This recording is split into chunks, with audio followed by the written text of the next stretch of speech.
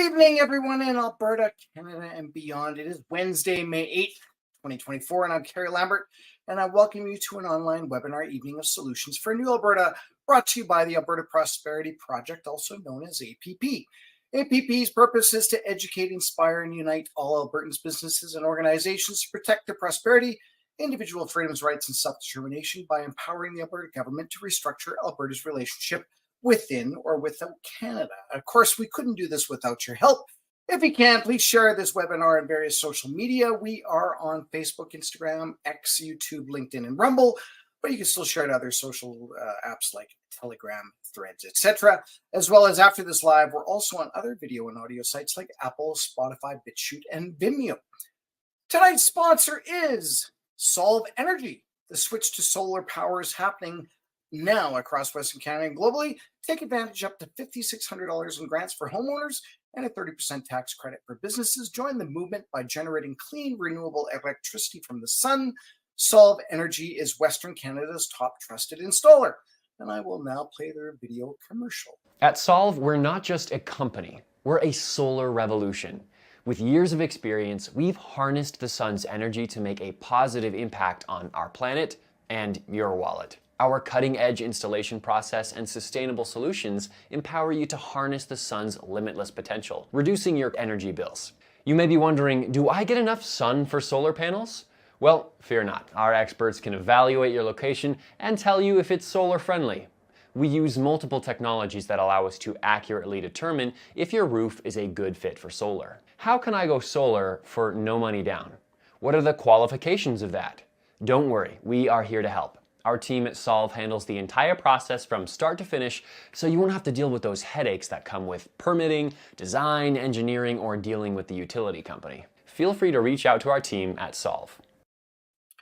Once again, thank you so much for Solve Energy for being our sponsor tonight. To find out more, go to their website at solveenergy.ca or send an email to info@solveenergy.ca. If you'd like to be a sponsor of one of our webinars, please send us an email to contact@albertaprosperity.com and we will set you up. Thank you very much.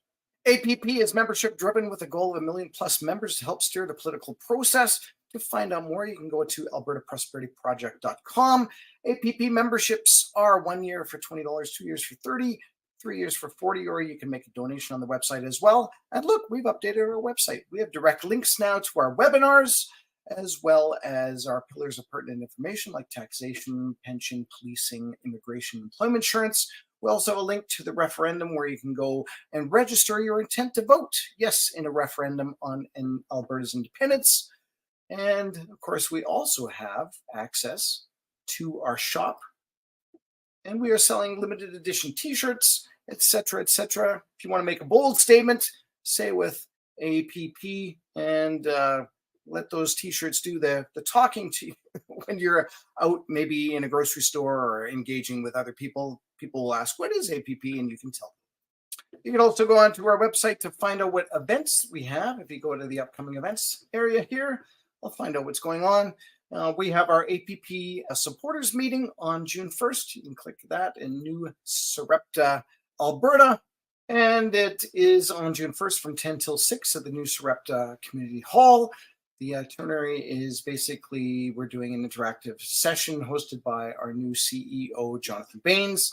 We're doing a lunch, as well as a message from their past CEO, Christopher Scott, handing off the baton, I guess, in words, to Jonathan Baines. And we also have our keynote speaker, Michael Wagner, who's been a guest on our webinars quite often as well.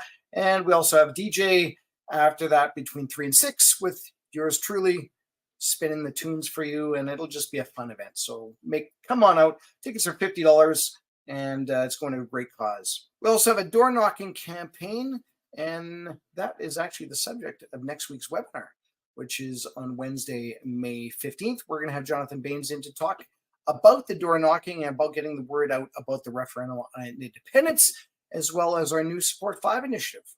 And to find out more, you can go to the website and go under support, and it'll tell you a little bit more information about the Support 5 initiative, supporting us by making $5 per month donation, 5 minutes a week to engage in our online content, liking, commenting, sharing on our posts, and recruiting 5 new supporters monthly.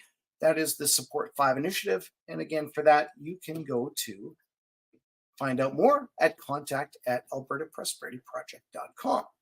Now, I've rambled on a little bit too long right now. Let's jump right into this webinar before we start to lose people.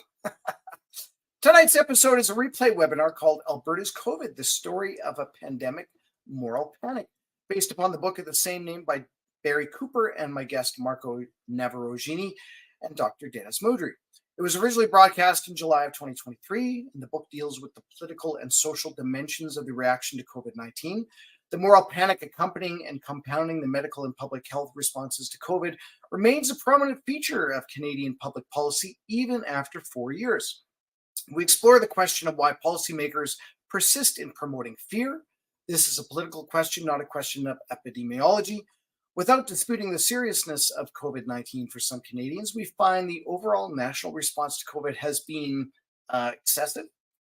The truckers' convoy in the winter of 2022 raised questions that the government remains unprepared to answer. Those who have embraced what we call the plague story, including the subsidized media, see nothing wrong with the state deploying tyrannical measures and undermining citizens' rights. The result has been an increase in the power of experts and medical bureaucrats. This bureaucratic tyranny is the worst because its power is impersonal, anonymous, and cannot be easily undone. The ambitions of bureaucrats and politicians in Canada are well served by the introduction of this emergency mode of governance.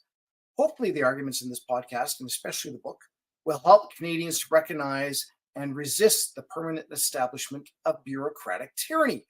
This is a replay webinar. However, we are able to engage in your comments and questions. We encourage you to ask those questions and make comments throughout this presentation. Just put 3 question marks before your question or comment so we can see them and we can flag them. Don't forget, please share. And with that, I will now start the replay webinar, and I will see you again next Wednesday for our live webinar. Hello, gentlemen. How are you tonight? Good evening. Excellent. Excellent. Good to have you both on. Thank you. Of course, anybody that's watched our APP webinars before, they already know who Dr. Dennis Modry is, and we will get to that in a second. But of course, we're all excited about having Marco on. Marco, do you want to maybe just tell us a little bit about yourself and how you got involved with, essentially writing books and et cetera, because that's obviously what we're going to be talking about is your book today. Sure. Thank you. As you can probably hear from my Scottish accent, I was born in Central America, in Nicaragua. I came to Canada as a political refugee. Originally, came to Quebec, and sometime after finishing my bachelor's, I came to Alberta. Decided to go to Alberta, basically because the conservative movement in Alberta was rather strong. And so I came to study with people sort of loosely known as the Calgary School at the University of Calgary. I am originally a bit of an academic. I'm a reformed academic, I should say. I taught in universities for 20 years, taught political science and history, among which I taught Alberta politics as well.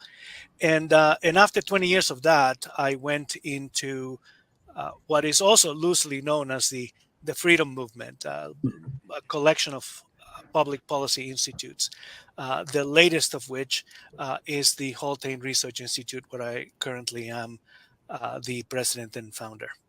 Okay. Awesome. So having said all that, so how did you actually come to write this particular book? And actually, I'm just going to show this up here. And the book itself is called Canada's COVID, the Story of a Pandemic Moral Panic. And it is on Amazon if you're interested in going and taking a look at that. And of course, you co-authored this with Barry Cooper. And how did you meet Barry Cooper? Was that through the university as well? Yes, Barry was in my PhD examination committee, actually. Okay. And he is one of the people that I came to Alberta to study with. Okay. So, so I've known Barry for 30 some years. At the beginning of the COVID event, as we call it in the book, because we don't want to lend it too much credibility on Mhm. on certain issues. COVID is a real thing. I am not, we're not COVID deniers, Mhm. and COVID did make a significant number of people sick. So I want to put that on the record, because we get called all kinds of different things. But Mhm. in any case, we originally wrote this little guy, Okay. which is about 100 and some pages, is a bit of a booklet on what we saw happening Do you want to just show regarding that? Can you COVID. show that book again now that the Yes. screen's a little bit bigger? Okay. So it's this one is called "The Politics of a Pandemic Moral Panic," Okay. and so it was our original take on the fact that when you looked at what was going on after the first initial 2 weeks of panic, Yeah. most of which ceased, uh, people left, right, and center. uh, it became evident that other people were doing different things, that the mortality rate that they had panicked us with was not happening, that Mhm. the images that had been coming from Spain, from Italy, from Iran, from China, Yeah. uh, were a complete exaggeration, some of which were already made up. Mhm. That the comparison to the Spanish flu, Mhm. where in Alberta, people who have read about the Spanish flu in Alberta, people were dropping dead on the streets. There Yeah. were wagons coming to collect the dead once a week through the neighborhoods.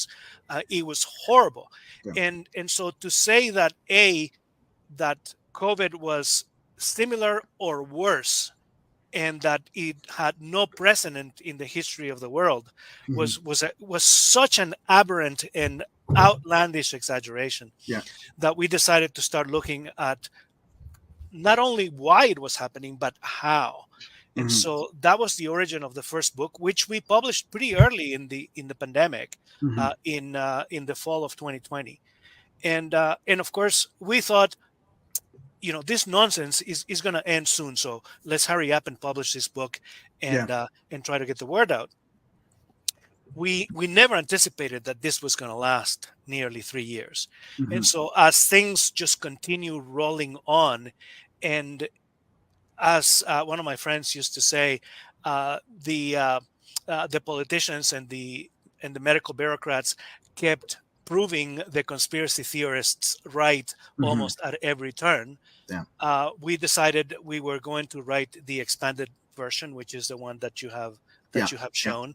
Yeah. It is now nearly 500 pages, a volume, Wow. 100 and so pages of which are footnotes, and essentially, we want to make sure, because the conspiracy theory label comes up several Mhm. times. It was one of the first questions that we were asked when we first published the first edition of the book.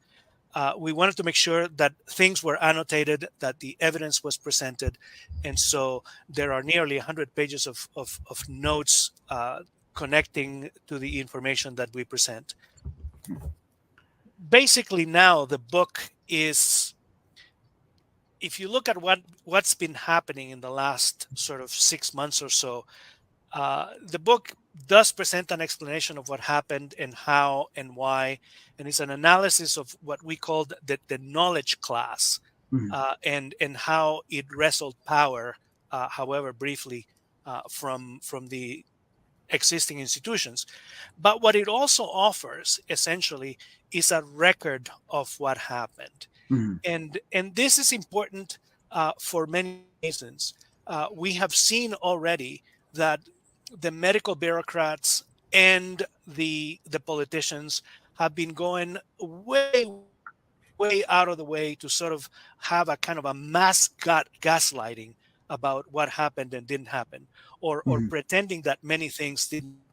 I mean, the most blatant example that comes to mind, and there are many, was the prime minister of this country testifying in front of the Rulo Commission. That was the Yeah. commission that was struck to look at the invocation of the Emergencies Act. And Mhm. he looking straight into the camera without even blushing, said, I had nothing to do with mandates for vaccines. We didn't do that. And so um, most of your viewers who have looked around know, as well as you and I, Yeah. that there are things that you now start looking at or researching on the internet, and they are disappearing or have disappeared. Mhm. There's a lot of stuff that is being taken down. There's a lot of reinterpretations that are sort of being presented. Uh, some people joke that 1984 is not a novel anymore, is sort of current events, Yeah. because Absolutely. that's exactly what the main character in the novel uh, spent his time doing, was Mhm. changing constantly the record to reflect things that the powers that be Right. now wanted to have. And so it's gone from the politics of a pandemic moral panic to the story, Mhm. because the story needs to be told, the story needs to be understood. It essentially frames a period of 3 years in which the largest trampling and violation of constitutional rights and civil rights in this country, um, in the last, well, 100 years, really. We have to go back to, sort of the rounding up of the Japanese and the Ukrainians and the Germans, around the First and Second World Wars, True. and then, of course, the War Measures Act in Quebec in 1971. Mhm. So not since have we ever seen the wholesale trampling and violation of civil rights and constitutional rights of Canadians. Yeah. So this is not just a one-off. It's a significant event in the history of this country, and we take tremendous pains in documenting it. Yeah. So obviously, with those 500 pages, there's a lot of stats, and hopefully they're all relevant in there. And especially if you list off a web page or something, I hope that web page is still there and not deleted, because it, like you said, it certainly seems to be that's the way the censorship certainly seems to be going. Now, Yes, well, a lot of the stuff that we present that is web-based, we took screen grabs good. and Yeah. and have photographs Yeah. of it. So Yeah. if it may be in future that we have to reconstruct these sources and put them up on our website. Yeah. We haven't forgotten about you, Dennis. If you wanted to chime in at any time, by all means. I mean, this is all this is all relevant stuff that we've been talking about, certainly amongst ourselves, anyways. And people are becoming more awake when you get a doctor like Dr. William Mackis, who talks about some of the injuries that have happened, and even in Dr. Peter McCullough, and talking about how the government was dealing with handing out the vaccines and that. So people are getting a little bit more aware of what's going on. It's becoming more mainstream, and I think having a book like this is definitely worth even putting on your own coffee table and then inviting your neighbors and your friends over for a coffee. Because I actually have a couple of books on my coffee table that I invited my parents over one day, and they actually took a look at it. My dad took a liking to one, so he actually took it home. So those are these things are great to have, and of course, ideally you want to read it, and then you're armed with some stats that you can even be talking to other people about as well. So. Well, let me make a couple of comments. Yeah. First of all, it's wonderful to be on with this luminary, Marco. Yeah. And it's a privilege to work with Marco on another project that we're involved with as well. I haven't had an opportunity to read your book, Marco, but I'm very much looking forward to it. A couple of things that you said that struck me as really very interesting. You mentioned that a number of the scientific articles that had been published have been taken down or modified. And this dovetails with what I was seeing in the first year of the actually the first 2 years, but particularly in the first year, as I looked at a number of the articles that were supporting the mandates, what struck me was the problems with the methodology of those studies. And notwithstanding that during that period, because of course the vaccines didn't become, if I can even use that term, I'll call it the vax jab, because it really isn't a vaccine by conventional terms. Right. It wasn't available till December of 2020. But prior to that, even the evidence for the mandates wasn't there if you looked at the methodology. And as you know, when you're looking at a scientific article, if the conclusion is valid, the methodology has to be valid. And that's the way you determine whether or not you can trust a conclusion. And as you know, in the medical world, when we want to validate a study, there are multiple other studies with proper methodology that support the original conclusion. So for me, I noticed that there was a complete dearth of validity to those initial studies, and I was particularly struck when the Great Barrington Declaration came out on October the 4th of 2020. And then subsequently, I wrote 2 open letters to the Premier, of which first one I think was on December the 11th of 2020, and the next one was I remember that. three months later, in response to the Premier's response, which came 3 months after my first letter. So, but the interesting thing was he couldn't refute any of the evidence that I provided in those 2 open letters, which I thought was quite interesting. There are several things here, and so let me address your point about the initial studies. Yeah. On the 11th of March, the pandemic was declared in 2020. 2020, yeah. And in 5 or 6 days later, there came this paper from Dr. Ferguson in the UK. Neil Ferguson, yeah. Neil Ferguson, and he's a physicist. Who spends his life he's not a looking at virologist. stars. He's not an epidemiologist. He's Not not at a all. physician. And this is my point, that he presented essentially a statistical model, as you well know. Yeah. And that this statistical model, not only was it flawed, but on the very basic point, a statistical model isn't science. Right. It does not deal with any kind of reality. On the contrary, it constructs a reality on the basis of a whole bunch of assumptions that may or may not be connected with what is actually going on. Exactly. And how things happen, and then presented as as foresight or as a prediction of what is going to happen. And a lot of what took place right at the beginning had essentially to do with nothing but models. That's correct. Excuse me. I don't know. I misplaced my glass of water or my glass of vodka, and Here, you can have this. Yeah. But anyway, I got my so blueberry juice. I should have brought a glass of water.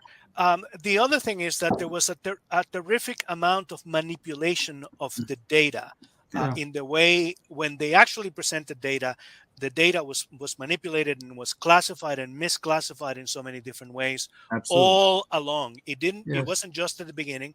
Yeah. We all remember the case of the young man from Red Deer, whose death was classified as a COVID death, even That's though right. he had brain cancer. Yeah. And there were doctors in this province who were jumping up and down, saying, "Finally, we have a young person dying of COVID." It was the most horribly morbid thing that I have ever seen. I won't mention names, but I think we all remember who that was. Mm-hmm. This was essentially a power play that was going on. Yes. And science necessarily invites a conversation between people who are looking almost a great deal of time at the exact same data and have different and differing conclusions.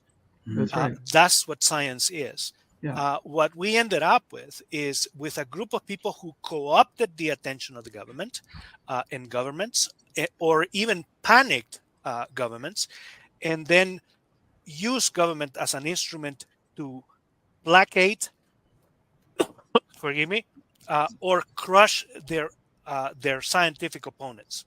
Yeah, that's correct.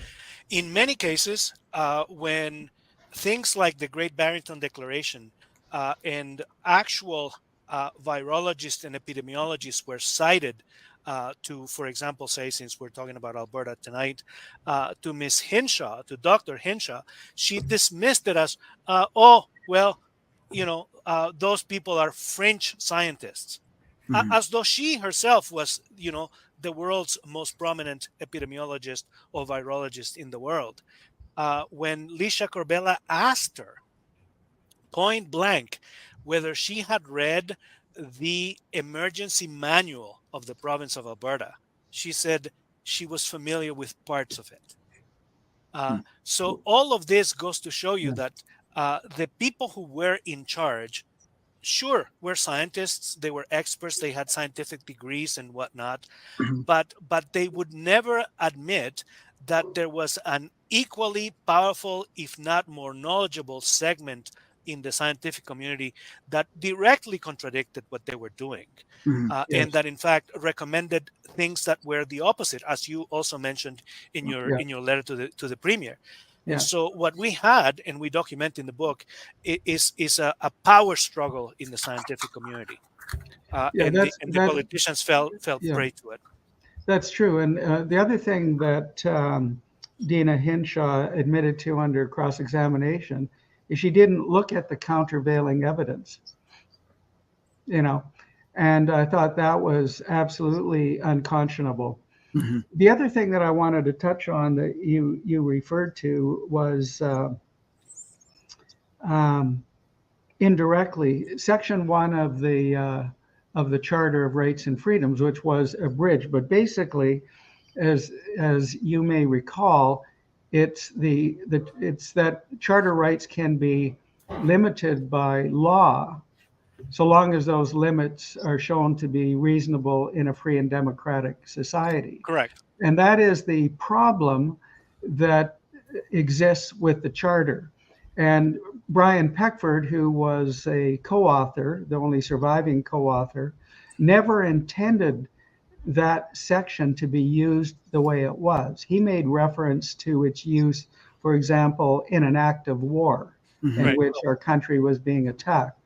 And so as a recommendation, moving forward, if we can ever get the constitutional clout that we need for change, you could either provide a clear definition, such as can only be used in an act of war, or you eliminate that section 1 altogether, so that individual rights are always supreme to societal rights. Because if you protect societal rights, you'll protect if you protect individual rights, you'll always protect societal rights, but the reverse doesn't occur. And that's how it came about that our individual rights were abridged.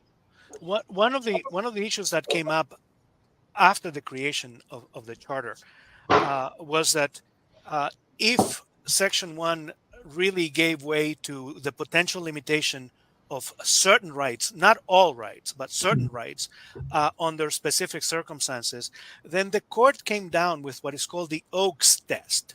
And that means that any attempt at abridging rights of Canadians under that section of the Constitution needed to be subject to this test.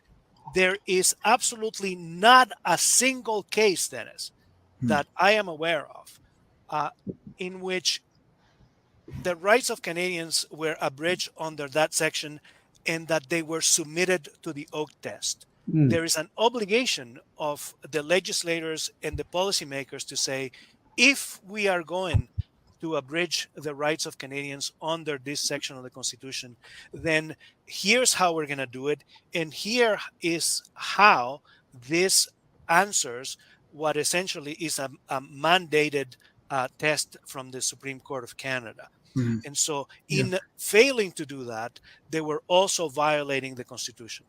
Well, that's correct, but you may have seen the clip of Trudeau stating that we know we're abridging the Section 1 of the Charter in terms of individual rights, but we're going to do it anyhow, or words to that effect. Sure. Yeah. You know, so did you see that video clip of Yes, him yes, I saying remember. that? Yeah. I remember seeing that. Yeah. Yeah, and our own premier here in Alberta, when he was asked whether there was going to be um, passports, vaccine passports, they call them, he said that there's no way that we're going to have vaccine passports, and he cited the tradition that this is against the mobility rights, and that it violates certain sections of law and constitution. He was perfectly aware that this was the case when he originally declared that he was not going to do it. And then what, 6-8 weeks later, he was stampeded into doing it again, and suddenly the issues of law and the issues of constitution went out the window, and he never brought them back, and he never mentioned them again. Yeah. Right? Yeah, it's So unconscionable. It was unconscionable. It's unconscionable. One of the things I think that I thought it'd be interesting, perhaps, on maybe talking a little bit about in this context, is the fact that Alberta was quite distinct in how Albertans dealt with COVID. The government of Alberta, by and large, was very similar in its dealings with COVID as everyone else. Yes. Maybe not as loony as Quebec, and not as Extreme. dumbfounding as Ontario. Yeah. But all things being equal, it was within the same parameters of lunacy that we saw just about everywhere in the country. Yes. But what was singularly different about Alberta is how the citizens of this province reacted to it. I think perhaps, and this is maybe a little bit surprising to some people, that the greatest resistance against the COVID regime came from Albertans and from Quebecers. And Quebecers and Albertans have a long tradition of this sort of in-your-face kind of pushback against government. We don't always think of Quebecers that way. And the churches and the civil rights groups in the province, and even individuals, restaurant owners, business owners, push back very strongly on government. Maybe they were not as successful as they might have been, and we were surprised that the courts and the police services simply flopped and flipped right into this whole panic of the COVID regime. But it remains nonetheless. Having said all that, Ontario re-elected their government. Quebec re-elected their government. British Columbia re-elected their government post-COVID, and we did not stand it. We didn't even get to an election. The party in office tossed the premier out of office and reinvented itself in many ways. And here they are back. So this is a very singular, politically speaking, a very singular event. What we saw here in Alberta and how Albertans dealt with it. Yeah, it's a very good point. And that fills me with joy, to tell you the truth. It fills me with hope. Especially for the kind of thing that APP is trying to do. Right? Well, I think we certainly, the three of us and probably everybody watching, of course, we know that Albertans are a strong-willed. We don't take shit from anybody if we can, right? We're rather independent-minded. We are a distinct society. Absolutely, and that's why the history has been like that, the way it is. I don't know if you know, Marco, and of course Barry, and Barry's not on here, but all of us were actually in the. I'm going to post this up. The Ungovernable, the Rebel News movie. We all had something to do and talk about independence. So when Walter was telling us that you were going to come on, I was actually kind of excited about this because we all know that we are ungovernable. And being Albertans, we had the history of how Alberta was brought into Confederation and basically what the problems were all the way through that. So I wanted to bring that up because it's a great movie if you haven't seen it. Of course, things have changed because it came out in September of last year, and a lot of things have changed even in terms of our own current government. But it is something that we could definitely be looking at.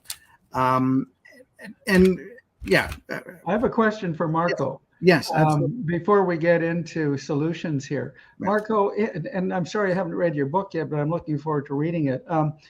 Tell me, did you look at the underlying reasons, for the quote unquote unnecessary pandemic?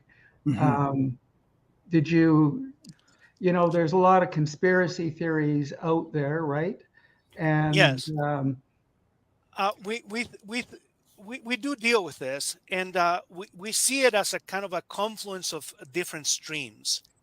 And the main one, of course, is it informs most of the other ones, which is the question of fear and panic. And to some extent, people might say that this is conspiratorial, but there was a change in the mood and the language of the conversation. In the very first couple of months since we found out that there was COVID, because of course we now know that COVID had been running rampant for months around the world. Yeah. There is evidence going as early as August of 2019, in which blood donations in France have picked up the existence of SARS-CoV-2, which is the virus that gives us COVID. So that's 4 or 5 months before it appeared in China. Yeah. It remains nonetheless that the official position of the Minister of Health, the Dr. Tam in Ottawa, and the Prime Minister was very cautious at the beginning, saying there is no reason to be worried. There's no great threat posed to Canada. We were sending all kinds of protective gear to China, so much we were not worried that it was going to come here. The Minister of Health in Canada said, we're not going to shut down the borders because borders don't stop viruses. And so that was the tenure and sort of the tone of the conversation. And sometime down the line, 2 weeks later, there was this tremendous panic. And the panic came also not just from the politicians, but from the press. And that I cannot explain why that mood changed and why things went that way, except to say that it served to sell newspapers and made headlines, which then may have panicked the politicians into doing the things that they did. Once they found themselves in that kind of situation, they saw the opportunities to grab as much power as they could. We talk about this in the book. The federal government proposed such grab of power that had never been done in the history of this country. They proposed that the Parliament of Canada relinquished its almost God-given right to look at finances and budgets and hand over all that power to the Minister of Finance for a number of weeks. I forget right now what the number of weeks was. That was never contemplated even at the height of the Second World War, when we were dealing with an enormous menace to the existence of the country. That is the extent to which these people were prepared to grab the opportunity and seize as much power as they could. And let's face it, since COVID, this minority government has ruled as though there is no minority. They have ruled as a majority, plus because they have completely emasculated the parliament in this country and Yeah. parliamentarians. Yeah. And so it's in response to your question, it's a confluence of issues in which individuals find and groups find themselves with the opportunity to grab more and more power for themselves. And I would say the same thing about the medical bureaucrats and about specifically Alberta Health, who was already in a path of conflict with the premier here in Alberta over salaries and what have you. Yeah. And so I've always viewed AHS for the last 25 years or so as a kind of state within a state. They perceive themselves nearly as independent of the government of Alberta. Yeah. And here was an opportunity for them to grab more. The last of which, by the way, they're not done. As we saw just a few weeks ago, they were hiring Dina Henshaw back. Yes. Yeah. In defiance, not just in defiance of the premier, for crying out loud, but in defiance of the Alberta population who wanted her gone. I know. That's how much they think they can behave independently and do whatever the heck they want. It's sort of amusing to think that the premier is probably the only premier that's ever fired a public health official twice. Yeah. Yes. Yeah. Let me ask you another question that may be in your book as well. You know, when you go back in time to 1976 with bird flu and the vaccine that was developed for it, it was stopped after about 36 deaths that had occurred. And I know it's difficult with respect to accuracy of numbers in terms of the harm and of the deaths that have occurred as a result of the C-19 jab. But I became aware, and this is secondhand information, so I don't know if you know if this is true or not. But AHS and other medical authorities in other provinces, as well as the federal government, apparently are subject to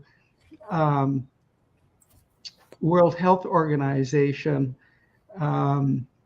mandates in terms of financing their pharmaceutical acquisitions.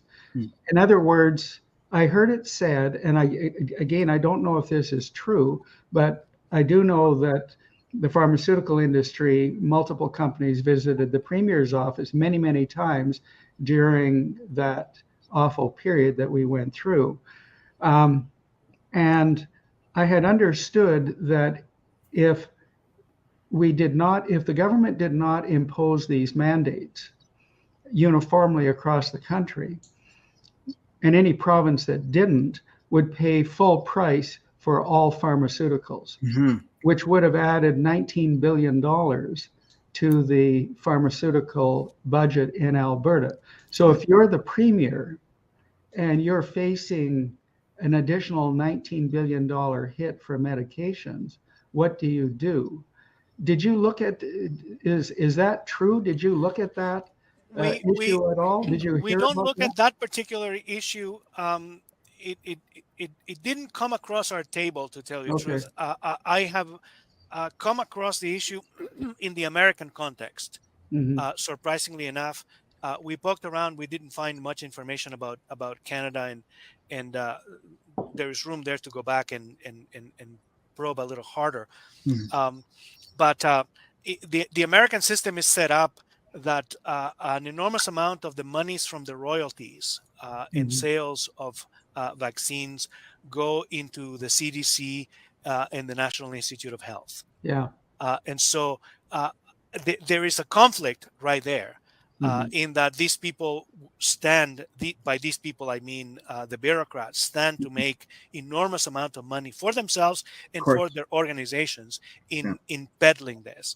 I can tell you this for sure, that having been in the public policy world for as long as I have, and I have dealt with the pharmaceutical industry individually and often as a consortium, as donors to public policy research, that they don't give anything for nothing, Yes. that they demand everything. One of the first things that happened when I first arrived in Atlantic Canada to head the Atlantic Institute for Market Studies was I had a letter from one of the pharmaceutical companies saying, we are looking at renewing our donation to your organization for X number of dollars. And here is a copy of a letter that we want you to send to the Minister of Health in Ottawa. Mm. We've taken the liberty to write it for you and just sign it at the bottom. Yeah, whether you agree or not. Yeah. And, so we had to have a meeting and said, this is not how it works. Mhm. You don't dictate to us what we research and how. We decide what we research. We decide what public policy is appropriate and is desirable for the people in this province. In these provinces, we were dealing with Atlantic Canada. And if you agree with what we're doing and you want to support the research that we do, then by all means, you give us money. But you're not going to wag, a bunch of dollars at us and tell us what to do, because that's not how it works. But they play hardball. I can tell you that. And so it would not surprise me one bit if what you said was in fact true. But we do not deal with that specific issue in the book. Did you look, just one more question, and then Kerry, I know probably wants to go on to more No, this is great. widespread solutions. I have a couple of questions, and I know a couple of other people have But asked. Go ahead. here's the other one. In your book, do you talk about at all death from COVID versus death with COVID, Yes. with the virus? Yes, we do. Just the corollary before you answer, in relation to the PCR studies, because I know that one of the things that I had some private intel that our labs at the University of Alberta were running PCR cycle thresholds greater than 30 and 35. Yeah. And of course, you can't identify virus at those cycle thresholds. And the study from Winnipeg showed that you could only identify C19 virus with cycle thresholds under 20 reliably. So there were many people that were miscoded in terms of how they, or the cause of their death. They died with a positive PCR test with cycle thresholds greater than 30, 35 in many instances, but they didn't die from COVID. And so this is part of the genesis of the panic that occurred. Yes. Is the way in which people were defined in terms of their death.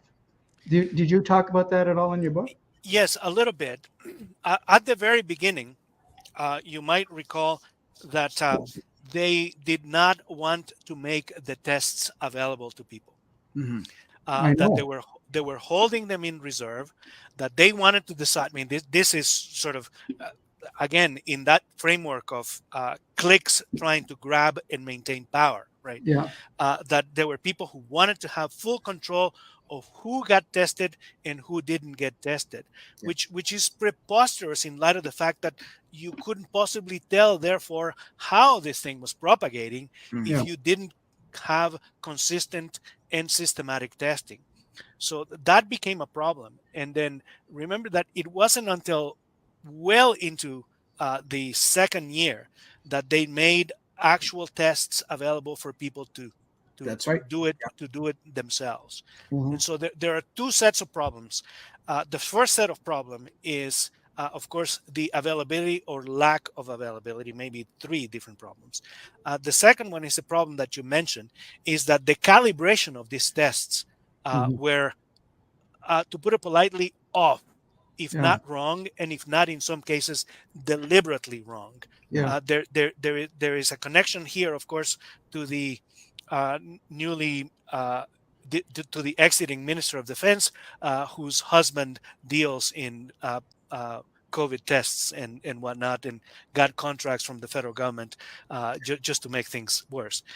And the third issue, of course, is that regardless of the calibration and regardless of the availability, there are right now, I think Belgium is the first state fully to come out and rejig all the numbers in relation to what was actually people dying from the disease Mhm. and people who had it as a complementary or were mislabeled or they had been mistested or what have you, and the difference is significant because again there was a pecuniary interest from hospitals and the medical bureaucrats and all the stuff that in many places they were getting premiums for dealing with COVID patients. Mhm. And so the more they had COVID patients, the more they would receive, which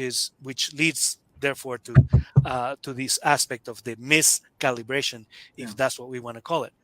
I had COVID in January of 21. Okay. I was in there for 10 days. I will have to write this story because the story resembles a great deal of what Solzhenitsyn speaks about in Cancer Word. There was Mhm. systems of punishments and rewards for the patients, including me, because I didn't want to take any um, of the experimental drugs like remdesivir and Yeah. stuff like that, and they Yeah. were mad as hell Yeah. that I wouldn't take the nonsense that they were trying to pump into Mhm. me. But all that to say that when I left and I asked for the papers, Mhm. for my essentially a copy of the file, nowhere in the papers did it say that I had COVID.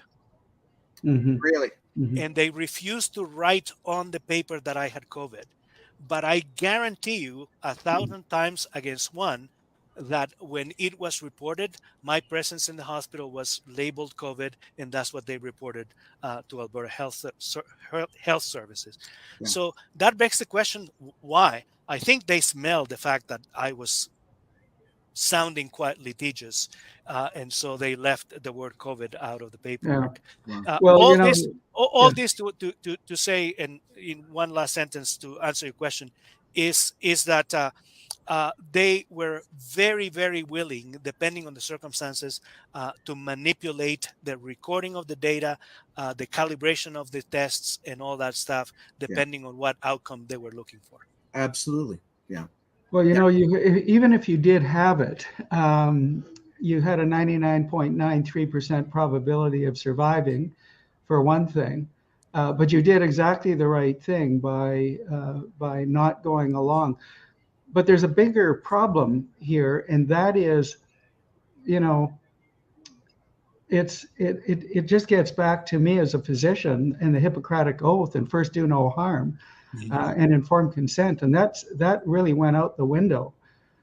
In future, there should never ever be a circumstance in which you have only one narrative and other prominent experts cannot get their voices heard. That should never happen again. If there's any message, that comes out of this, that's one of them. Kerry, you've Follow got the some, go follow ahead. the science, they were saying, right? Yeah. It, Yeah, it sounded like a suggestion. It was marching orders. yeah. Follow Well, Well, our science. I know there's a good line that says, "Follow the science, and you'll find the money." That's right. Yeah, Exactly. Yeah. That's yeah. that's kind of what we were. I mean, it's as plain as my nose on my face, my red nose. And some of the questions, of course, that come up, and I'm going to ask you, Dennis. I'm going to put you a bit on the hot seat because I've never asked you this question. We were talking about pharmacies and the pharmaceutical companies, and they would actually be dealing with the government, and maybe there's some sort of kickback or however it ended up being.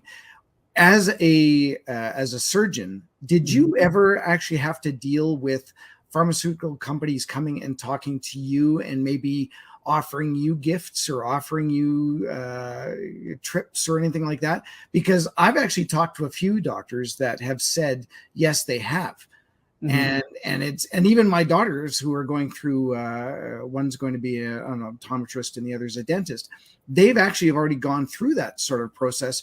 They've already been given trips to go and talk to other optometrists, as an example. So it's interesting to see, that whole side and how it can impact what's going on in terms of healthcare? So the answer to your question is yes. Yeah. Not just medications. In particular, for me, it's been medications in terms of fighting various types of infections, but also medical equipment technology, because as a cardiovascular surgeon, there was various technologies that would be available. So as it happened, there probably, particularly in the first 10 years of my 30 years in practice, it was more prevalent then. Yeah. And they would say, well, we'd like you to come to a conference and we'll pay for your trip. Yeah. But we want you to look at this technology. Okay. Well, the reality is that I like to think of myself as an ethical physician. Yeah. And surgeon. So I'd look at the technology, and if I didn't like it and there was competing technology that was better, we would use the better technology from a company that didn't pay for my trip, for example. Yeah. So yes, that's something. I think now, though, certainly in the last 20 years of my practice, that became dramatically less than before, to the point where it never happened probably in the last 5 years of my practice. Okay. So I think that's pretty much stopped now. But I can't say that doesn't occur for, I guess I could say the non-surgical group of physicians that are dealing, with because pharmaceutical companies, look, they've got salespeople that have to try and convince a physician to try something. Yeah. So this issue of bribing physicians, I think probably still occurs. Mm-hmm. And I would be lying if I said that it doesn't. Yeah. I'm pretty sure it does. Yeah. So for either of you, how did this all happen with the College of Physicians and Surgeons, where they basically just said you can't use ivermectin, you can't use hydroxychloroquine? Like, who would have actually given that call? Do we know that yet? Would that have just come from? Obviously, it came from someone, and did it just come from above? And whoever that above was, because I want to name names, to be quite honest. Do you want to start off, Marco? I don't know any names, unfortunately. Yeah. Well, I don't. Go ahead. Yeah. But we know that these organizations have been quite efficient in twisting arms and bullying their members. Their members. I mean, this is not state agencies. Yeah. I think in large part for the same reasons. They wanted to sort of these situations present opportunities for people to exercise their inner bullies. Mm-hmm. And show that they are in charge and they are in power. There are far too many people, I think, often all too willing to demonstrate that they are good soldiers and they do what the government tells them to do, rather than to represent their members and voice their issues. Yeah. Dennis can speak to this better than I can. That drugs that are approved, once they're approved, physicians have an enormous amount of discretion in how they use it and who they use it with and in what circumstances. Yeah. And that went out the window, and medical professionals, medical associations were dictating to doctors that they should use this and not that. And that seems like an enormous power grab.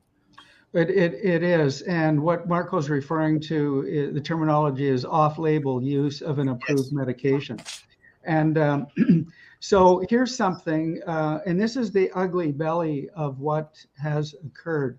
I can't name particular people within AHS, but this is what I can say. There were people, the pharmaceutical industry was being paid by governments, right, to provide these vaccines to people. Yeah. Yeah. They were making billions, if not trillions of dollars. A lot of that money went to leaders in various areas, people in leadership positions, to force the mandates on us and to force the vaccines in the way in which they did. So, for example, let me just tell you, this didn't happen just with physicians. There were many pastors, religious people in leadership positions that received, their church received $300,000. Yeah. But they had to speak to their congregations and be in support of going ahead and getting the C-19 jab. Yeah. So you can imagine what many physicians that may have been in leadership positions, particularly public health officials, what may have happened. I don't have hard evidence of that, but I do have knowledge that funds were being used to enforce loyalty to the pharmaceutical industry. Yeah. That's why I said, earlier, if you want to understand the science, follow the money. Yes, Yeah, in some cases, I remember coming across a document in the process of doing this research, in which the federal government made available significant amounts of money to schools. So, for example, the one that stood out because I used to work there years ago was Mount Royal College received $50,000 to promote the experimental jab to their students. Yeah. No liability whatsoever, right? Yeah. Mount Royal College wins nothing, loses nothing. Is a completely sort of amoral situation in which they promote what they think, if they're not thinking, is a good thing, and they get this whack of money for pushing this thing to their students. Yeah. You'd think that they would have some duty of care to these young people, right? Yeah. At least to be skeptical. No, 50 grand, off you go. And a lot of that had paper trails. So I was going to bring up the schools and universities because, again, daughter's in university, and you go through it, go through their paperwork, and sure enough, they receive grants from the government for various different things. And one item was then in immunization and inoculation or something. I forget. It was 2 I's anyways. And then there was also municipal associations and unions also received a kickback. So all this money, Jerry Diaz. all this money was coming in and basically saying, yes, get the jab and we'll give your association 50 grand or whatever it is. So why would you not? It almost looked like it was free money at that point. Yeah. And it's almost like they felt they were getting money for doing something good because there was all this virtual signaling, right? Yeah. They were made to believe that this is a safe and effective procedure. They were led to believe that people were, in fact, signing up to do this in full consent. So where's the harm, right? Yeah. They're already going to do it, and they're You're going right. to give us money for it. Right. To me, that doesn't excuse him, but essentially that seems to have been the situation. Yeah. To get back to the College of Physicians, again, I'm not a doctor. I don't claim to be at all. But I understand that each province has its own College of Physicians and surgeons. So how does that work? Like where would this, again, I'm going to ask almost the same question, just a different way. Where would this have come from? Would it have come from the World Health Organization to say, this is what you need to do? And then it would have gone in memorandum to each individual province's College of Physicians and then brought down to the doctors? Like, did you find that any way, Marco, when you were doing your research that way? The extent to which I have is that Canadian provinces, when it comes to professional associations as well as ministries of governments and whatever else, whenever they want to do something, they look at the province next door. Oh, yes. And then at the other province next door. That's true. Yeah. And so whoever announces whatever nonsense first is usually the one that sort of sets the tone. Yeah. And if it's Quebec or it's Ontario, then the ripples just move on their own without people even asking the question. And so it doesn't, what I find is that often there is no conspiracy, there is no nefarious sort of conversations about how to do this. It's just the inertia of the nonsense that people say, oh, okay, well, that's what Ontario's doing, therefore we must do it too. Yeah. So we're well over an hour right now. I think we could probably go back and ask some of the questions. So again, if anybody wants to ask some questions, put 3 question marks ahead of your question in the comment. It makes things easier, although I do pretty much read every single one. So if it's a question, I'll flag it. And there's a couple of questions in regards to some APP stuff. We'll get to that too. And I think we briefly talked about this one, Dennis. Were doctors really that ignorant to the COVID panic because of training, or are they as conditioned as we were growing up with vaccines that work, or should we have been more suspicious and stopped recommending the jab? That's a really good question. Thank you, Judith. And there were some doctors that absolutely bought into the narrative. There's no question about it, and there are many that didn't. The problem that the medical community had, if they wanted to push back at all, they were at risk of losing either their hospital privileges or they were at risk of losing their license. Yeah. And so they were, for their own personal and family economic interests, really compelled to go along with things. Yeah. And this to me is why the entire College of Physicians and Surgeons should be fired. Yeah. I think any college that would force physicians to, for example, compel a treatment on somebody without full disclosure of the potential risks and benefits, absolutely, is a problem. That physician, that if a physician makes that decision on their own, that they're not going to provide informed consent, well, then that physician requires retraining or suspension and some sort of sanction. But the college itself, the whole college should be fired for what they've done to physicians. Yeah. Now, and again, no question about that. We've even, this could spill over into some of the stuff that's happening with Dr. Jordan Peterson as well, because whatever the college is of psychiatric that he's involved with, it's the same sort of thing. They're just kind of overstepping their boundary and basically saying, no, you got to listen to us.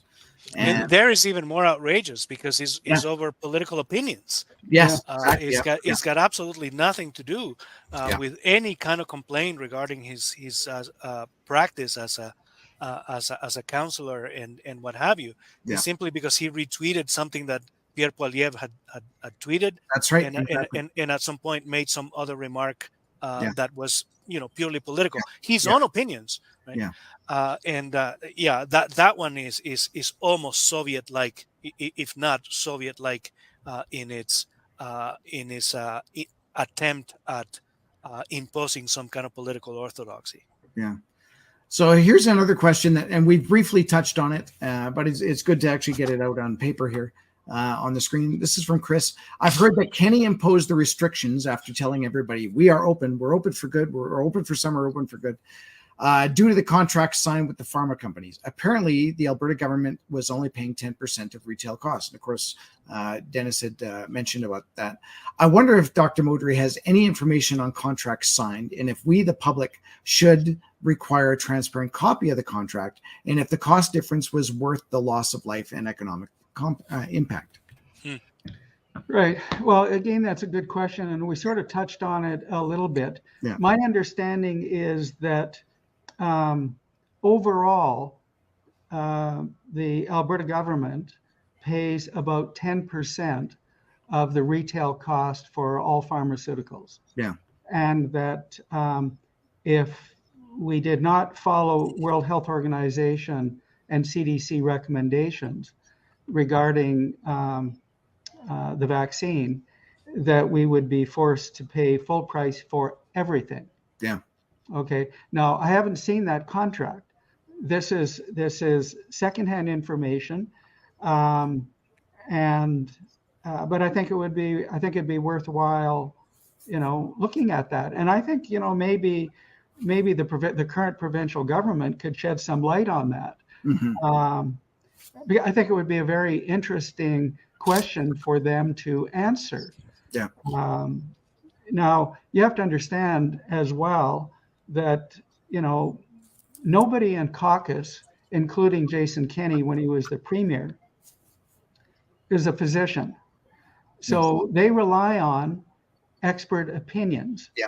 But where they made a mistake was not permitting an alternative view expressed by other experts. That was the mistake. But I surmise from what I've heard that Jason Kenney didn't allow those discussions to take place. Yeah. Do you want to make any comments on, of course, we were following the National Citizens Inquiry, and it went, I think it was 10 different cities across Canada between like April and May, June. And of course, they found out a lot of stuff. And then we in Alberta had our own inquiry. And from my understanding is that our Premier, Daniel Smith, doesn't want to open that to interpretation until it's already been, until it's all said and done and they've actually read it all out. But can we make any comments on any of that? Because obviously, like even having Dr. or Lieutenant Colonel David Redmond right from the get-go say this is the way we should have approached this pandemic. Put the elderly and those more prone to getting the disease and possibly dying, kind of quarantine those people off, but the rest of us can live on our own. Do we have any comments that either one of you would want to make about what's happened with the National Citizens Inquiry or the Alberta Inquiry?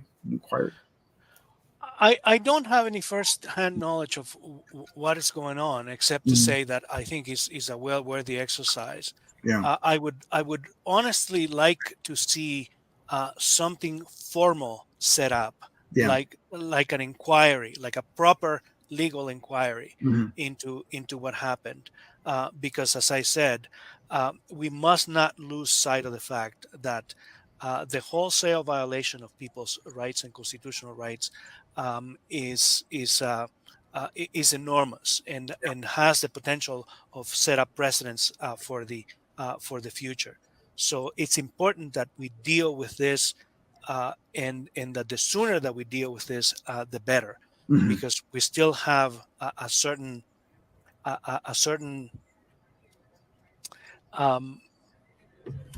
proximity of sight about the things, and it's important to deal with them not 50 years later, not 100 years later. I don't want 100 years later some prime minister stand up in the House of Commons and apologize for this.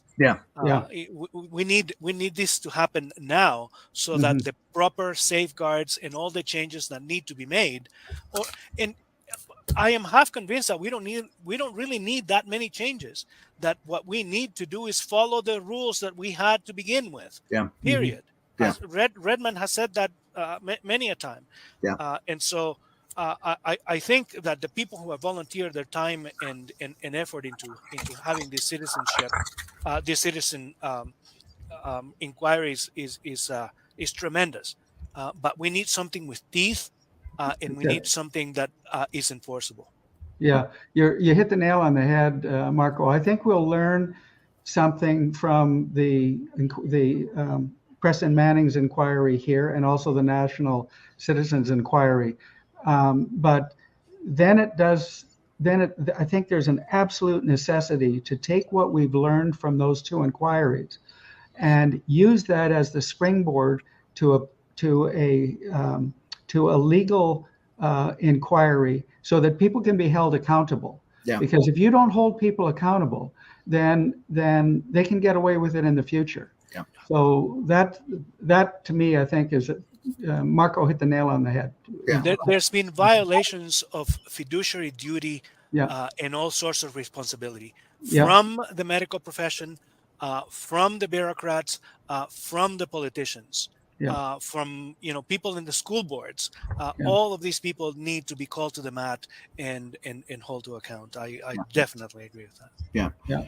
And of course, we're all a little bit older than maybe some of the viewers here, but when we were growing up, we trusted our doctors. We found them to be credible. We totally listened to their advice. And again, we were having one-on-one conversations with doctors. It seemed to have been like maybe I've noticed probably in the last 10, 15 years, you're now almost treated like cattle now. Going in to see the doctor, you're given your 15 minutes that you can go and talk to them, but you go in for 9 o'clock because that's when your appointment is, and you don't see them until 2 o'clock.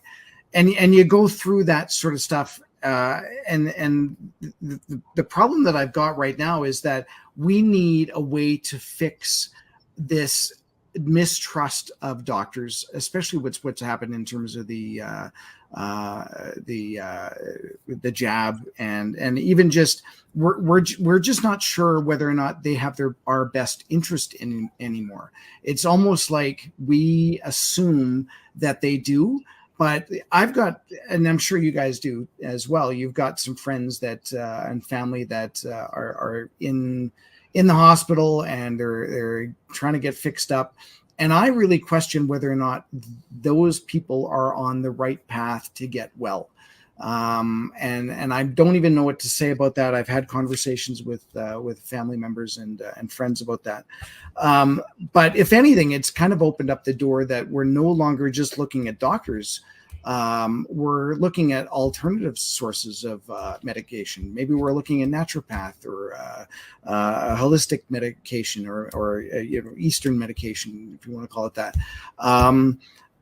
I'm not sure if you guys want to make any comments on that, because it's just one of these things that I just find that it's these conversations that people think about, but we're not actually having them.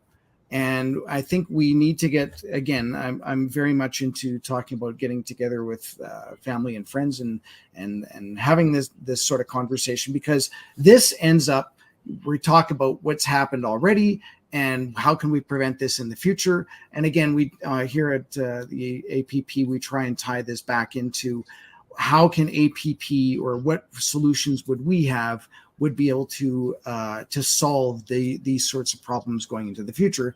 And of course, I would say, well, if we were a sovereign nation, or at least we had some independence with Canada, we'd be able to dictate our own rules on how we want to deal with it. Maybe we don't have a College of Physicians. Maybe we have something else. And so, any comments on any of that? Well, the first comment I'd make is that trust in physicians has really tanked. Yes. As a result of what has happened. Yeah. And I think it's going to get worse as more and more knowledge is understood by the public. Yeah. As to the actual harms that have occurred, not just from the mandates, but also from the C-19 jab. Yeah. So trust is earned, right? And it takes years oftentimes to earn the trust, but that trust can be lost in a moment. And for physicians, I think they're probably at the lowest ebb of trustworthiness now in their history, which I find, embarrassing, to be honest with you. Mm. I think right now it's also incumbent on patients to ask the right questions if they are able to. What is my problem? And what's the cause of this problem? Could there be other causes? Yeah. What are the solutions? What are the options for treatment? What are the risks and benefits of each one of these options for treatment? Mm-hmm. I know when I was in practice, I worked with a lady by the name of Rose Carter from Bennett Jones, and we created a 3-page informed consent form, which had to be understood by the patient and then signed and witnessed by a loved one. Yeah. For every single statement in that 3-page informed consent. Yeah. And I think that it's necessary for physicians to act in that way if they want to earn the trust of their patients. Mm-hmm. Mm-hmm. I tend to agree a good deal. The first issue is the trust. For about 30 years, political scientists have been tracking the levels of trust in institutions and people in certain positions of institutional office across the post-industrial society. So in Europe and the United States, in Australia and Canada, and there has been a steady decline of trust in people in office, people in power, politicians, doctors, lawyers, and what have you. Yeah. So this is not new. What is new here is that I bet you that when they update that research, the dive in trust from doctors is going to be significant. Yeah. And so it's only going to accelerate the issue, and that creates a problem. It creates a problem not just because it's important that people trust their doctors, but because proper medicine is not unlike teaching, for example. Mm-hmm. It is best unfolded when there is a proper relationship. And if there is no trust between the doctor and the patient and the doctor, then you have an impaired sort of medical system. Yeah. I think one of the things that could be done, and I very much like the idea. I don't know how Dennis feels about this. We never talked about it, but I very much like the idea that started floating about 30 years ago, and it seems to have come back. Our current premier mentioned it: medical savings accounts. Yeah, that's right. The idea of medical savings accounts creates or restores the pecuniary relationship between the doctor and the patient. The patient sees that there is something that they have that they are exchanging with the doctor for a service, and that service needs to be good, needs to be civil, needs to be excellent to some extent. And so that goes, there is no silver bullet. I'm not suggesting that it is, but it goes a little way, I think, to take steps in restoring that relationship between the patient and the doctor in a professional way. Marco, I like that suggestion. You know what it reminds me of is the recommendations for a voucher system in the education system as well. That's true. Very much the same idea. Yeah. So I know Dennis has to leave. I just want to, there's two good questions that I like Dennis's comments on here. Sure. So from Chris, it says the feds are going to be closing down holistic sources and supplements. How can we in Alberta stop the feds?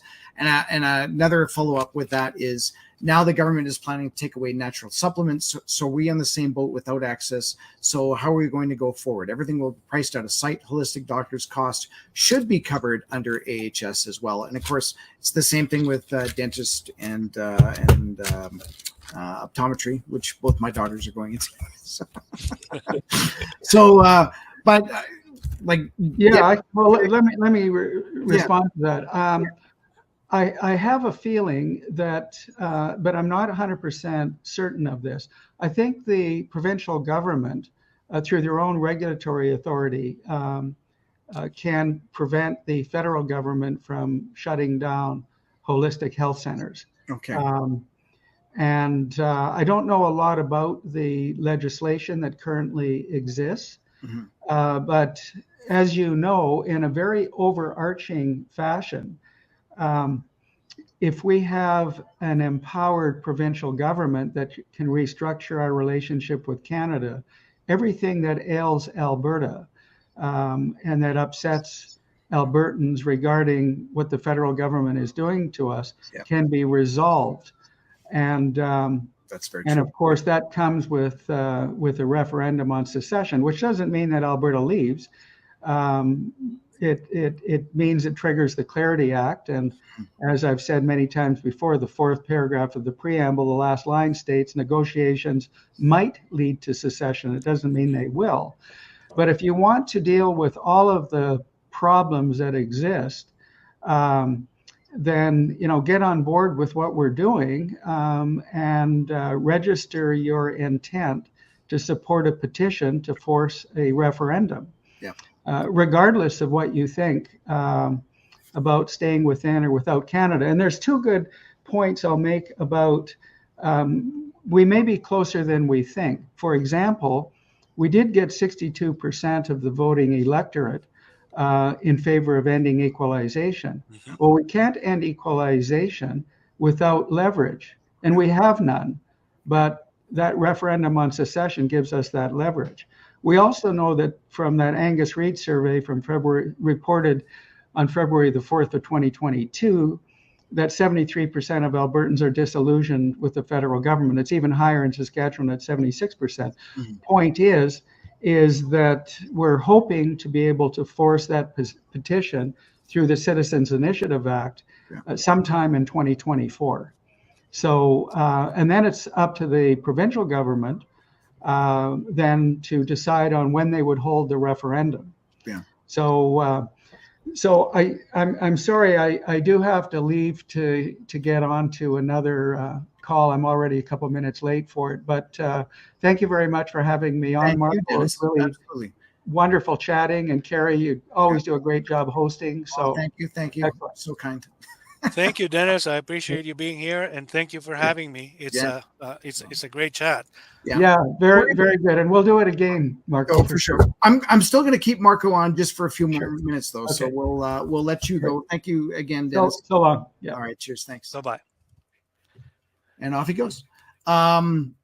Because obviously there's a few more questions here that I think we could probably do. And of course, we want, the reason you're on here is to talk about your book, and ideally, people will end up going out and purchasing your book. I'm going to order one right after. Yes, buy one for yourself and for every member. Of your family. We do have a bit of a library at the Whistle Stop Cafe in Muir, Alberta, and actually we were just out at another event, if lack of a better way of saying it, and in Lethbridge, and it was about the Coots for the boys and how they're dealing with their legal case. And Jason Levine, who is covering their story, wrote a book as well. And I should actually have the book down here, but I don't. But that book is definitely going to go into the library, and yours will go into the library. It's a great way to have a bunch of books where people can go into a cafe and just pick up something. Typically in the days of old, you used to have magazines maybe, and nobody looks at magazines anymore. So now we're forcing them to look at books if that's possible. So we'll definitely be interested in having that book there too. A few people were asking, and again, I'm not. This is just a question, and we don't even have to officially answer, but a few people have asked this sort of question. How do we Albertans stop paying federal tax and teach Ottawa a lesson? And I think with that being said, obviously I would never recommend that, but it is something that we need to have leverage. And just like Dennis was saying, is we need to have some sort of leverage, and not paying tax as a provincial government would definitely do that. So if you're not fully aware on how the tax system works, is all the provinces except for Quebec, and as far as I'm aware, pay all their taxes to Ottawa, and then Ottawa gives us back the amount that they, that basically the provincial amount would collect. If we didn't have Ottawa involved and we had our own tax collection system, the money would stay here until such time as we would give it to Ottawa, right? And so if you can even just think about how many millions of dollars that would entail, billions of dollars would come here, and we'd actually be able to do stuff with that money before we would have to send it to Ottawa. Unlike what Ottawa is doing and sending the money off to who knows where, as everybody probably knows, where it's going to a different country for whatever particular reason, and we have no say in that. At least here, we would be able to have that say. There's something to be said about having our own tax collection. Oh yeah, for sure. The way Quebec does. Yeah. I definitely agree. I do not recommend stop paying taxes.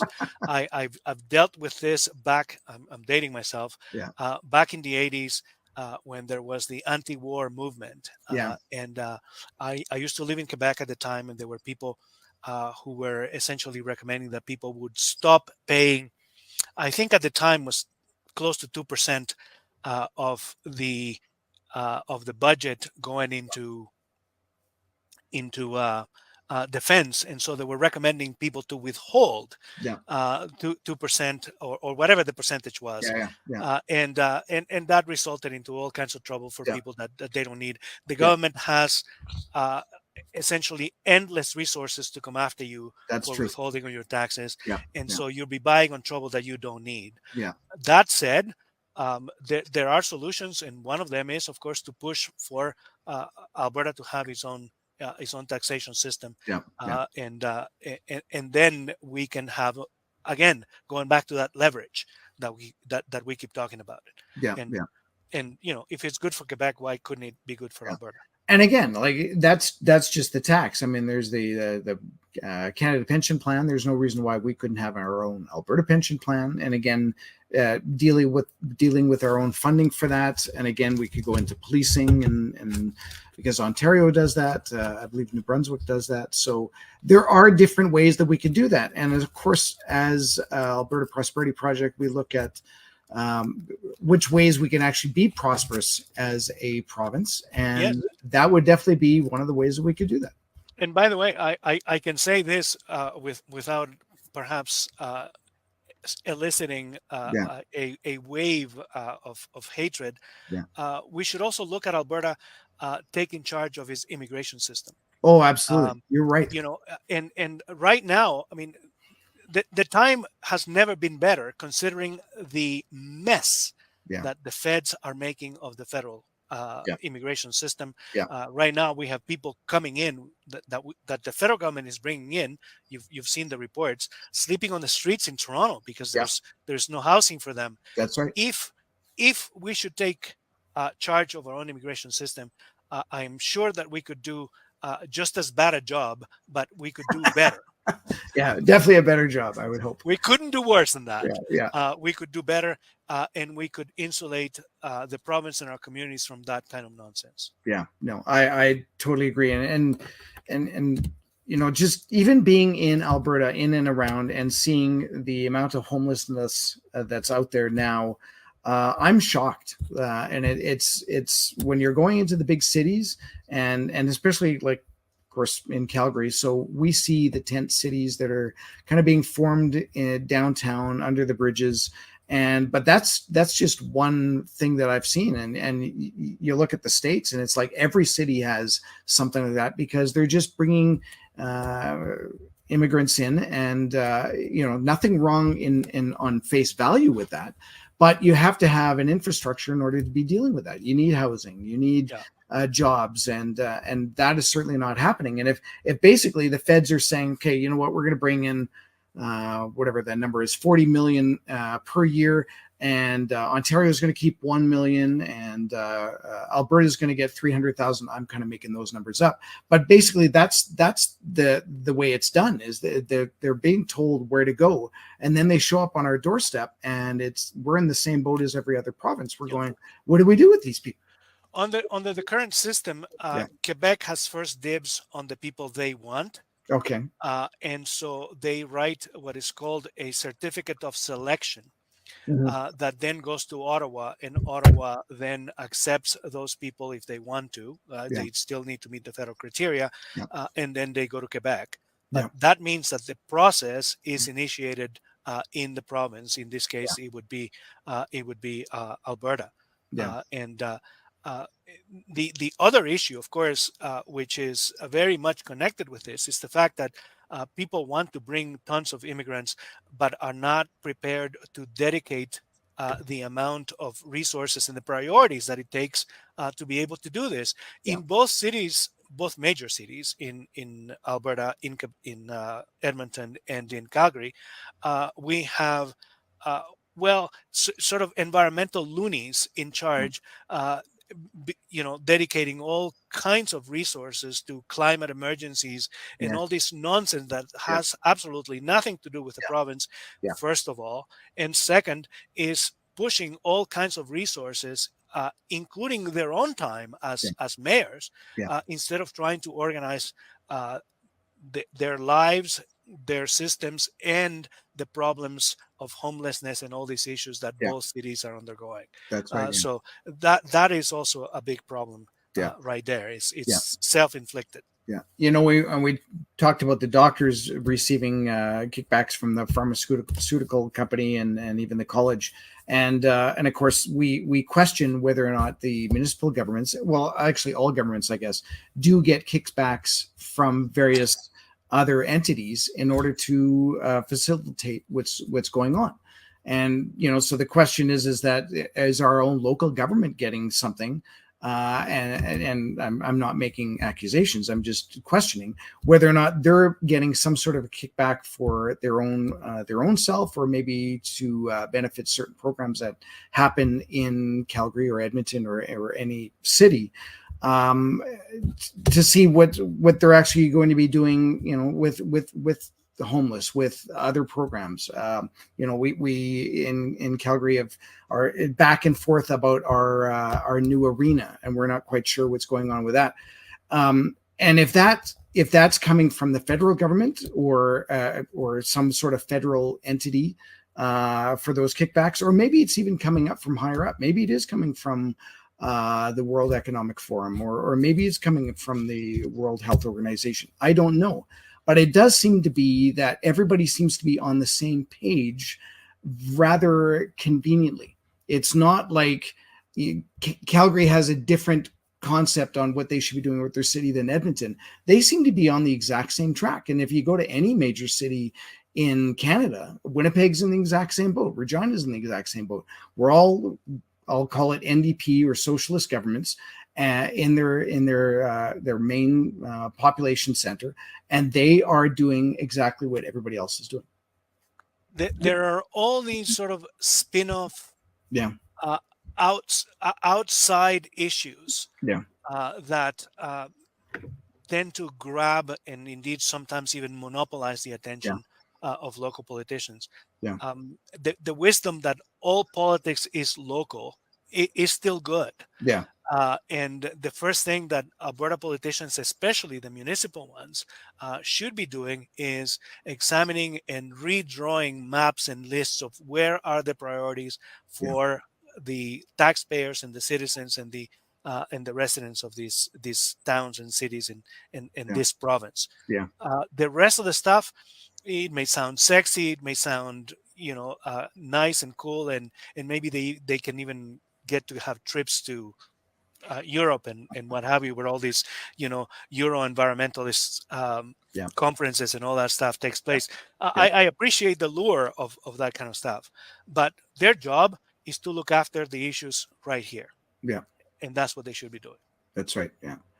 So I think that's, I mean, we still have a few more questions. I guess they're all relating back to CPP. They're relating to WHO. I think we've kind of covered a lot of that stuff. So let's just give you the floor for maybe a minute or two. And, is there anything else you want to talk about in terms of your book that might be enlightening to people? So, basically get them to take a look at it. One of the things that both Barry and I are political scientists, so this is not a medical book. Is a book that examines health and medical policy in light of the politics. So I want to make sure that people understand that. Having said that, because we are political scientists, we look at where is power being wielded here, and what is the nature of that manipulation of power. And one of the interesting observations, perhaps I would say the most interesting observation that readers will find in the book, is that, and it's a big worry, is that there has been a transfer of power to people who are unaccountable to the public, and that is the so-called experts. And this creates a significant problem because these people are not accountable. You can't just vote them out of power. And we don't know their names. We don't know what they look like. So there are people, the transfer of power is been to an entity that is nearly anonymous in some sense, that is exerting a significant amount of power over our daily lives, and their anonymity shields them from our ability to say no and pushing back. Yeah. And so what this leaves us is with a kind of a system in which if we don't pay attention, if we don't get involved, if we don't let our voices be heard and manifest our dislike and our distaste for this kind of politics, then what we're going to have is this rule by experts to solidify, and that will erode the nature of our democracy. One of the things that is particularly, I would say, singular about Alberta is that it's one of the very last few places in which people take their individual freedoms more seriously than in most other places in North America. I agree. And so this is part of our culture, and we deserve to work harder. I think we're already working hard, but we deserve to work harder. Our children deserve our working harder in order to preserve that part of our heritage. If there is anything in this book that is a bit of an alarm, is the fact that the rising power of these bureaucracies has the potential to erode the core of our democratic system. Yeah, that's very true. Well, that's great. There are two questions. I'm just going to show them just because they're great. Do you follow what's going on with the WHO and the treaty that is about to be signed by Canada? I actually think that treaty is being signed. And that go ahead. And that treaty is basically saying that in the next pandemic, we have to listen to what the WHO says. So if they say we need to be locked down, climate emergency, if we need to be locked down, we have to do what it is based on the treaty. I believe that's exactly what has happened. Yeah. That's pretty alarming. And people have sounded alarms, both in the province and in Ottawa. There's been a couple of MPs that have been quite vocal about this. It essentially erodes the sovereignty of the state of Canada as a whole, but because health is really, the federal government likes to pretend that they have something to say about health. The reality is, in the jurisdictional arrangement of this country, the only areas in which the federal government is allowed to exercise any kind of authority over health is the Canadian Armed Forces and the Aboriginal communities in this country. The rest is strictly provincial jurisdiction. So the extent to which this kind of arrangement made by the federal government is already in place, it erodes provincial authority and provincial jurisdiction. Absolutely. And as Albertans, we should not stand for that. No, I agree. And of course, I'll leave with Stone's here. Why doesn't Alberta leave? We're in an abusive relationship. Leaving is the right thing to do. Thank you, Stone.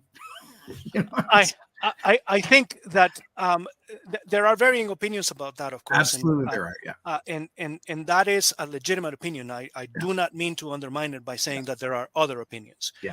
And one of the things that is great about this particular organization where you are is that it allows for a robust discussions about these things. In many other places, this notion that a territorial jurisdiction inside a country should leave is taboo. People are persecuted and prosecuted, and all sorts of indecencies committed on them, accused of treason and sedition and whatnot. So we are very lucky that in Alberta we have the kind of culture that allows us to do that.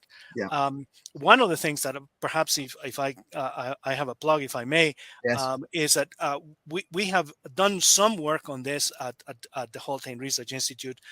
And one of the things that you might want to look, if you happen on our website, is haultainresearch.org, is the fact that there is a set of circumstances that makes independence more propitious under the current arrangement. Mhm.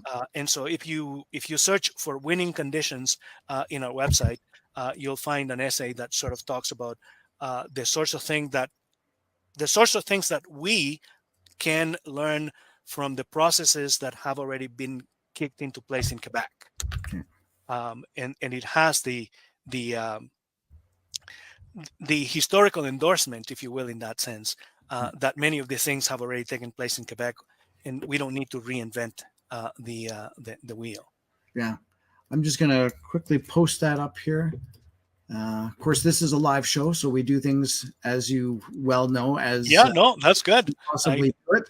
So we will do that and set that up, so in case anybody does want to take a look and see what you're involved with, and again, take a look at the book written. Yes, if you click on publications, there's the second the second part of the menu there. You will find connections to the first book and the second book. Yeah. This is the second book. You can purchase it from a website as well as from Amazon.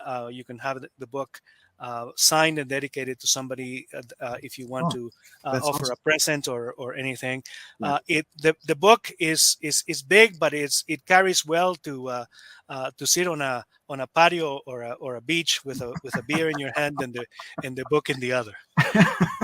Yeah, because that's definitely what I want to be doing on a beach. But you know what? Having said that, that's kind of where I'm reading my stuff now. I reading and listening to podcasts and yeah, being a musician and a DJ entertainment guy, that's all I used to do was listen to music. Now my phone is full of podcasts and that's mine. Yes. Yeah, going down a bunch of different holes. So it's interesting times for sure. But so again, thank you so much for joining us, Marco. That was excellent, entertaining as well as informative. And again, we're at an hour and 45 minutes. So I'd like to thank everybody for staying online and watching and listening and commenting and asking questions. You can keep asking questions. I usually look at them for the next couple of days. And if I can quickly answer something, then by all means, I will. We do weekly APP webinars every Wednesday. My apologies for the shortness on how we were able to do the advertising for this one, but most regular people or regular viewers, I should say, know that we do these at 7 o'clock on Wednesday. So by all means, please check back with us on Wednesday. And if for some reason we can't do one, which I can't see in the next foreseeable future, we will be here every Wednesday at 7 o'clock in Mountain Standard Time. And of course, one of the other things that we like to do is acknowledge the volunteers that help out in the Alberta Prosperity Project in our chapters, as well as people even working on websites or getting involved with events. And if you want to be involved, please go to the albertaprosperityproject.com website and you'll find the links and how to do that. And with that, thank you so much, Marco, and I wish you and everybody watching fabulous rest of your evening. Get out there and enjoy some almost vitamin D, although it's kind of setting here, but the sun's setting. But I'm definitely going to get out and maybe even go for a walk and enjoy the rest of the evening. So hope to see you at an event soon, and maybe we'll get you out speaking at one of the events too. That'd be great. That'd be great. Thanks so much again for this. It's been a pleasure. I know that we had this coming for a while, so I'm very pleased that it's finally taking place. So thanks again. Great. All right. And with that, thank you. Have a good night. And I'm just going to set up this and we do the outro and